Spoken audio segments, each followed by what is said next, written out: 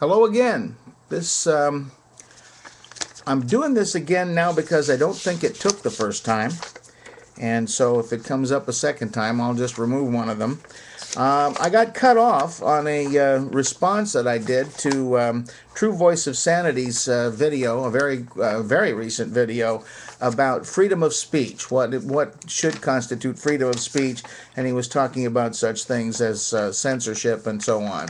I got as far as the the book burning of Judy Bloom's books by Jerry Falwell and some members of his group before the so-called moral majority was formed. Bloom had written a book in which she described for teenagers some things about puberty, and apparently anything sexual upsets Mr. Falwell, or upset him, since he's gone now. Oh, what a pity. Did he have the right to do that? Yes, he certainly did. As long as the people who burned these books had bought them first, as long as they were their property, and they weren't descending on Ms. Bloom and taking her books or going to a bookstore and setting it on fire, they didn't break any laws. They had a perfect right to destroy their own property if they chose to. Book burning is only bad when it is official, when a government does it, as in the case of the Nazis in the 1930s, who burned tons of books about anything political that didn't agree with National Socialism. And they burned the works of Jewish artists like Heinrich Heine, for example. These things it was wrong for them to do that. However, if individual Germans had owned the books, and wanted to destroy them, they would have had a perfect right to. He mentioned Salman Rushdie, which is not exactly the same case. This is Rushdie wrote a book called The Satanic Verses, which was apparently critical of things Islamic. Rushdie, having been a Muslim, was considered an apostate, and that is a death penalty, according to some of the more fanatical religious leaders in Muslim states. And so they put out a hit. They put out a fatwa on his life.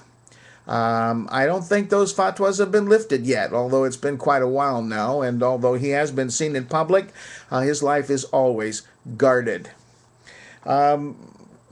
Mention was made of George Orwell and the fact that he was a socialist.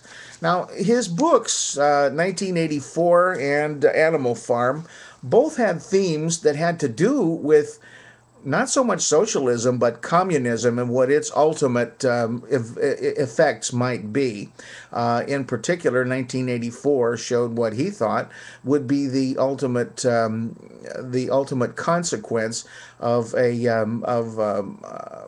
a totalitarian government, a worldwide totalitarian government, which still could happen unless we are ever watchful.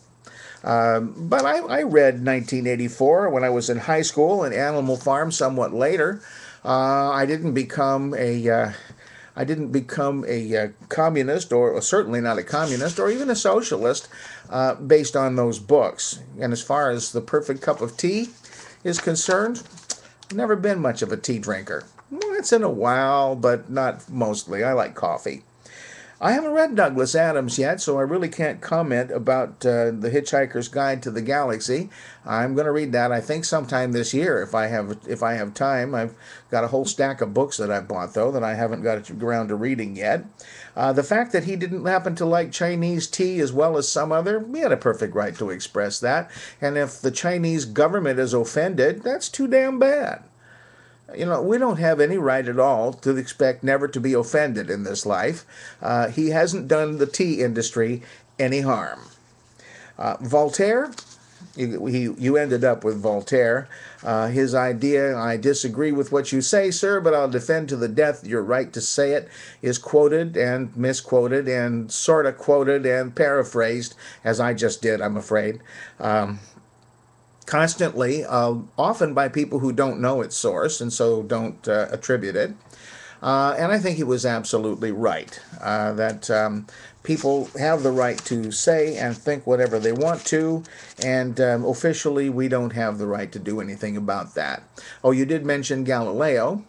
That again was an official thing, but it wasn't from a government so much as it was from the church, the Catholic Church, which had more power than any and all governments at some point in history. And when he suggested that they may have been wrong about their heliocentric or their geocentric view of the universe, that is, that everything revolved around the Earth, that he thought that the Earth revolved around the sun, and he thought he could prove it by shadows he could see on the moon. They gave him a choice: either recant or go up in flames, literally. Of course, they didn't have the right to do that, but they did have the power. Today, in our country at least, and in most civilized countries, freedom of speech is sacrosanct, and it should remain that way. I think I skipped a couple of things, or if I did, they were on the other... No, I got them on the other side, on the other video. So I'm going to say that's the end of this one. I hope I haven't bored you too much. I do tend to ramble, which is why this took 2 videos instead of only 1. I'm going to hit finish and exit again here and hit it harder and hope it actually took this time. Bye-bye.